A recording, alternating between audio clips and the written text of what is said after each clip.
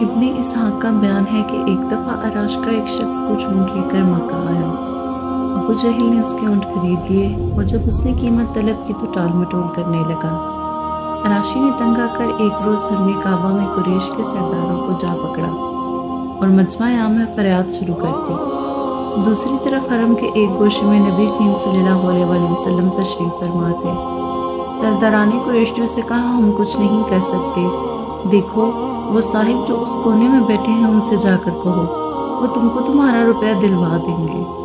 عراشی حضور صلی اللہ علیہ وآلہ وسلم کی طرف چلا اور قریش کے سرداران نے آپس میں کہا آج لطف آئے گا۔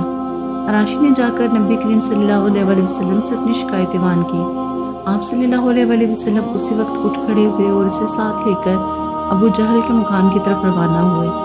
سرداروں نے پیچھے ایک آدمی لگا دیا کہ کچھ گزرے سے خبر لا کر دے۔ حضور صلی اللہ علیہ وآلہ وسلم ابو جہل کے دروازے پر پہنچے، وہ کنڈی کھٹکھٹائی۔ اس نے پوچھا کون؟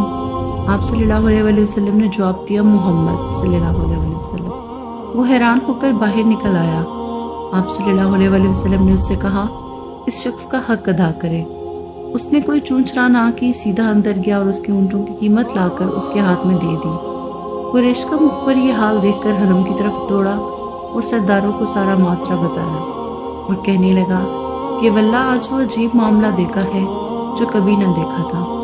ابو جہل جب نکلا تو محمد صلی اللہ علیہ وآلہ وسلم کو دیکھتے ہی اس کا رنگ فک ہو گیا، اور جب محمد صلی اللہ علیہ وآلہ وسلم نے اس سے کہا کہ اس کا حق ادا کر دے تو یہ معلوم ہوتا تھا کہ جیسے اس کے جسم میں جان نہیں ہے۔